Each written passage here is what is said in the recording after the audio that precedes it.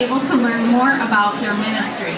Vicki is here today to chat with us about reflexology and dowsing rods. Let's give her a warm welcome.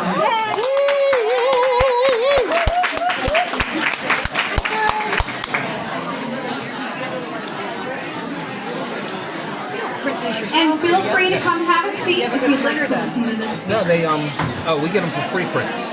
Oh, okay. No, I was asking if you no. I knew they were in your picture.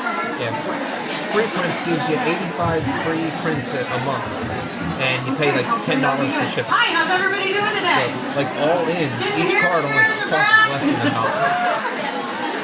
So that's why we skip that. Hi, I'm Vicki Willoughby.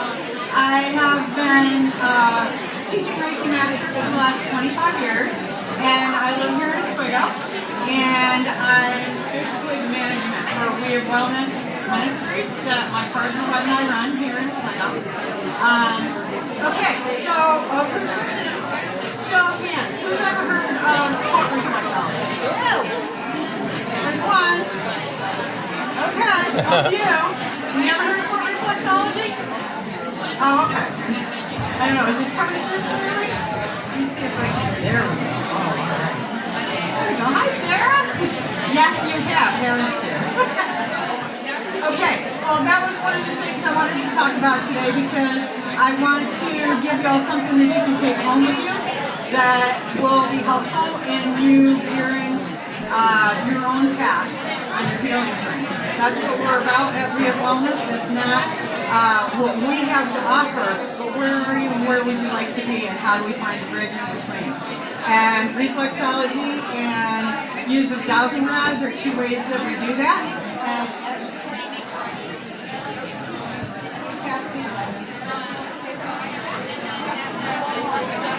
If there aren't enough to go around, then I have the book and you can take a picture on your phone if you like. Reflexology charts so that you have something to look at when you get home. I've been doing reflexology for close to 50 years. I started with my mom with a chart. She said, doesn't this look cool? And put her feet up so I can find out.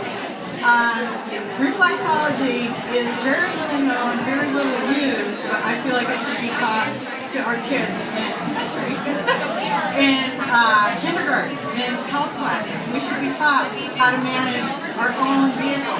And our feet and our hands are basically remote controls for that because everything, all the nerve pathways in the body end in the hands and the feet. So if you put pressure on those nerve endings, then you can inspire the body to move into its own healing process. It's not like massage because massage is a rubbing, and foot reflexology is a pressure. We're putting pressure and moving and putting pressure and moving. And my partner and I do a process we call TLC. That's tandem light connection. It's doing reflexology together. We do the hands at the same time and the feet at the same time.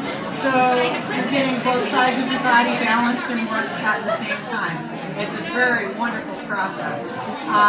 Reflexology I like to use also for, I shouldn't say it out loud, but for diagnostic purposes, because by looking at the feet, it helps narrow down what's going on with the body. It helps make it a more holistic experience so that you can correlate the messages you're getting from your feet with the messages that you're getting from your body to come to an understanding of what's really necessary to move forward for your healing process.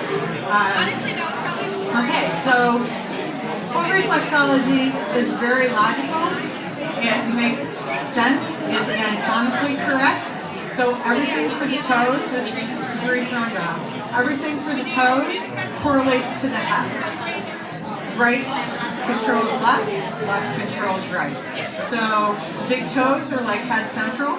The smaller toes are the details. So if you have a sinus headache and you push on the tips of your toes, you may very well relieve your sinus headache. So the rest of it is very anatomically correct but true to side because from the neck down, it's right and left, not the cross of the brain action of right controls left, left controls right. So down the inside of the foot is your spinal reflex. It's equivalent on both sides, but when you work on one foot, usually the second foot will be better. The top of the foot corresponds to the front of the body. The bottom of the foot corresponds to the back of the body. It makes a lot of sense because your back can take a lot more abuse than your foot can. And that way you can know specifically what area you're working on. The top of the ball of the foot corresponds to the shoulder, and the pinky joint corresponds with the shoulder joints.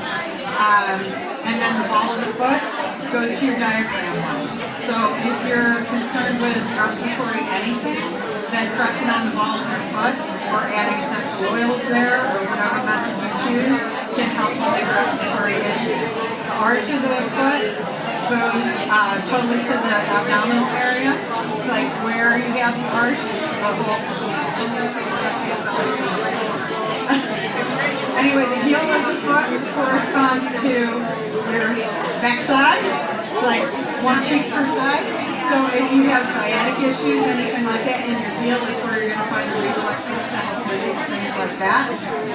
You can do your own reflexology at home.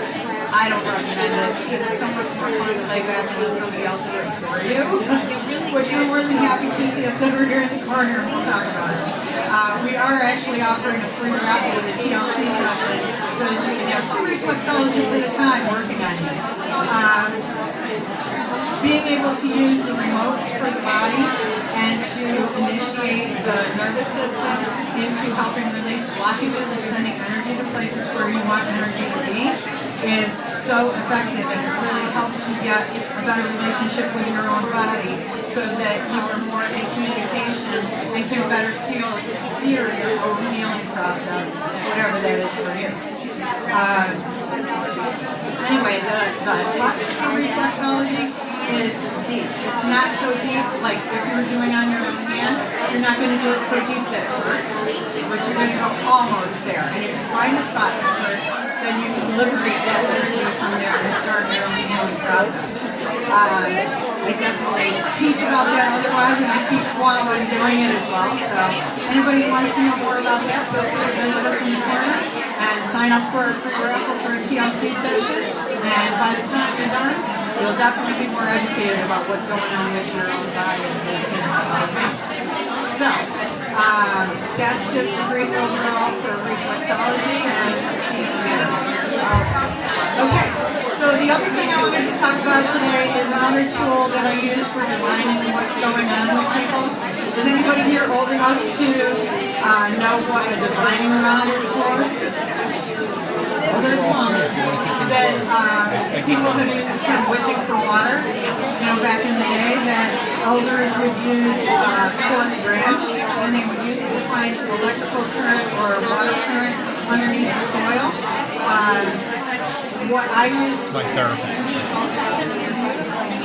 is dowsing rods that are separate. I can just stack in and Vicki does the picture taking most of them. And you can see what makes a difference in the body and how the body is responding by using these and seeing whether or not it expands or contracts your energy field. Because does everybody understand we're not just the bodies, we're driven by an energetic field? So when your field expands, it's when your heart expands, when you feel open, when you feel like you can share, you can reach out, you can put yourself in your own environment, so to speak. And when you feel threatened, or if you're outside in a Oswego on a winter day, you're going to contract and you're going to bring your energy in closer to you. That narrows your field of influence and it shows that you're contracted.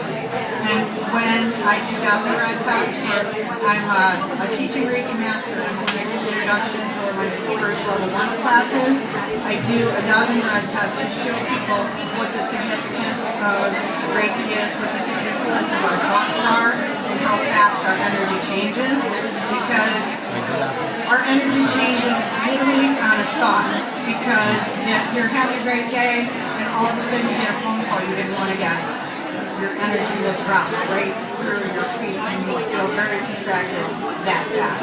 By the same token, you can change your energy in the opposite direction anytime you want. You say, okay, this day hasn't gone my way, but you know what? It's going to be great from here on out. And it automatically expands your energy because of what you think, what you expect, and what you project. Because a lot of people look at what's going on in life as, oh my goodness, what's going to happen next, as opposed to being in the position of how am I going to put myself out there, how will I project into my future. Because if you say, oh, I hate Mondays, they're always miserable. Well, prepare for your miserable Monday.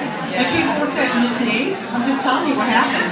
No, you are accepting your own projection of what happened out of that. So we can project things differently. You know as well as I do, if you stand in front of the mirror in the morning and go, I'm so excited about this day, or there's a major difference in how your day goes, according to what you put into it, what you expect, and what you project. And a lot of the messages that we've been getting for decades and decades now have been messages about fear, messages about our wellness, messages about how other people have power, messages about how we're in need, we're in lack, we're lazy, whatever others might want to project. Excuse me. But we don't have to accept that because we can project what we want it to be. And some people say, well, is that true? It doesn't matter. I want it to be true, so I'm projecting it because I can. Because we don't have to wait for anybody to change our environment, and we can't wait for somebody else to change our energy field because they're not in charge of it, and we don't want it. So, anyway, would you rather see a demonstration than just sit and listen to me flap your gums? Okay. Who wants to volunteer to get out of their chair? Okay. I see you're likely. That's great.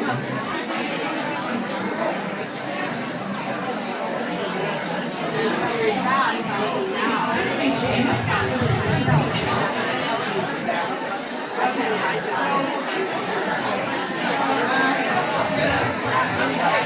I'm going to try to project, but I have to move around to be able to do this. So what I'm going to do is ask Amy, who is such a lovely volunteer, to just stand there and keep breathing. That's all that's required at this point. And then I'll talk to you more about it. Yeah.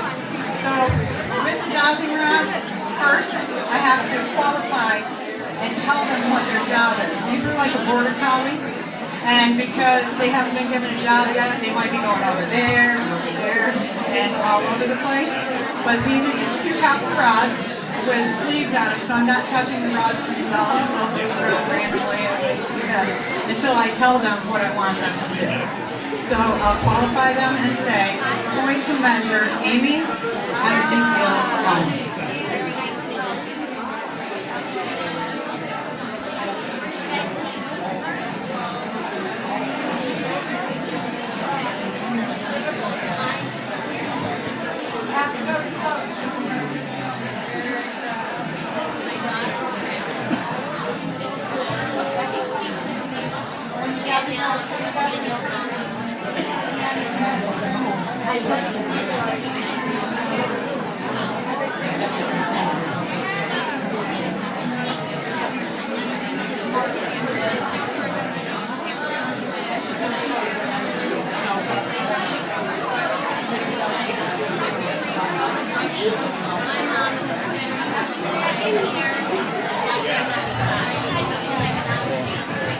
Okay, next, Amy, if you're willing, this is the hard part, but I'll try to go quick. Hold a thought in your mind next to the question that will bring tears to your eyes. And I'll try to be quick. Close your eyes if it helps. If not, otherwise, imagine you.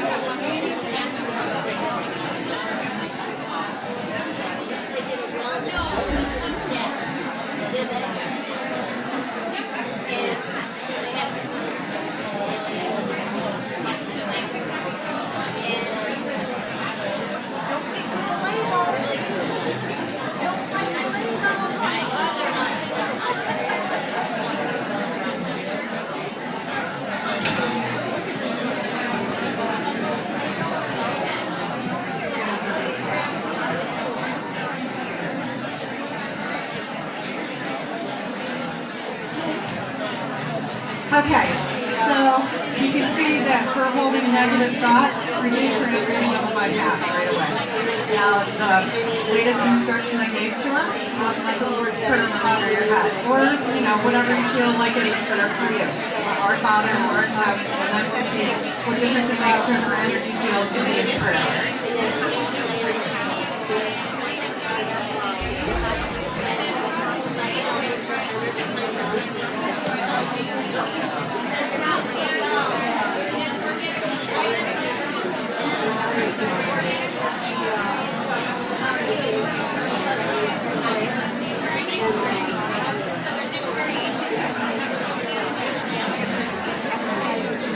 Okay, so for more, I call it her baseline, the initial measurement that I took, how she came into the room, how she came into the spot, and holding the negative thought reduces her by half, while being in prayer increases her more than double of what her energy field was before. And I'll tell you afterwards what I'm about to do.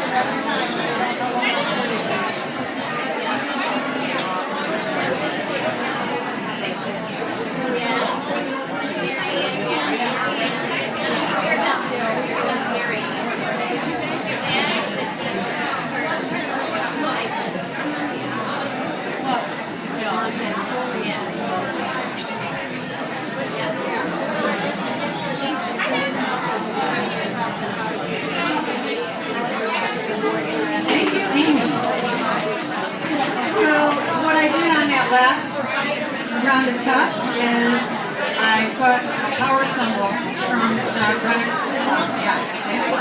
Reiki energy healing that I do. I put a symbol into her energy field. I measured it so I know where it is.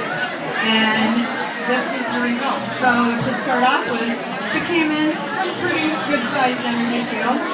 A depressive thought, reduced it right down to right in around prayer, increased it by more than double what her initial response was, but then put an energy specifically in a power symbol into her energy field, increased it even beyond that. And I teach this to my Reiki classes and my Reiki introductions and that, so that people can see in a more tangible way what difference it makes to have Reiki in your life. But I use this method with all kinds of different things because, like for instance, my sister had a whole bunch of supplements she was taking and didn't know which ones were best for her, which ones were maybe appropriate and maybe not best for her body. So I devised my own system that I tested her supplements with against her energy field, so that her energy field and her body are literally answering the question of whether or not that substance that she's focused on is the right thing for her at that time. So I use this as a tool with people to help them understand, number one, who's in charge. Because your thoughts, it's like, there you go. You're the one holding the thoughts. You're the one that expands or contracts your energy field. And I have used this, like say for my sister, when she was facing retirement. I wrote a bunch of these pieces of paper and folded them up and put them in a bowl randomly and just had her choose one. So I didn't know and she didn't know what we were testing on. And she was still working in the school system in her 70s. And I had written school on one, and I had written retirement on another, and I had a whole bunch of other things in there. And when she pulled the school one, it definitely showed a decided contraction. And then one tested way out, and she said, well, that one say retirement? I said, look at it yourself. And she picked it up and it said retirement, because it was time. Anyway, I find it to be one of the best ways that I can communicate with the body, or someone's body to tell me or to reflect back to them what's best for them to use, what's an expansion, what's a contraction. Because anybody can tell you, let's try this. But if you test and see what your body has to say about it at any given point in time, it will be honest with you.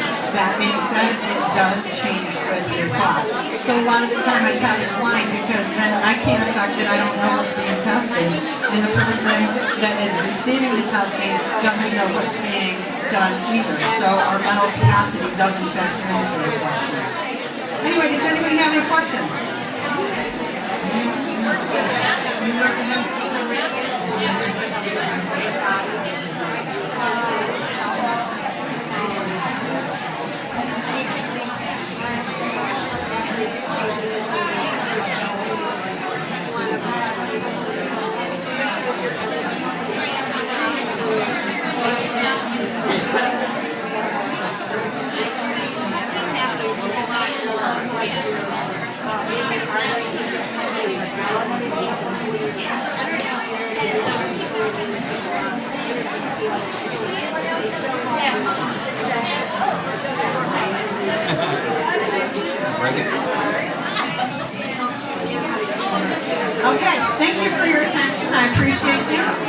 questions or would like to chat more, thank you. Stop by our table and answer any questions. Thanks for coming out today, everybody. Have a great day.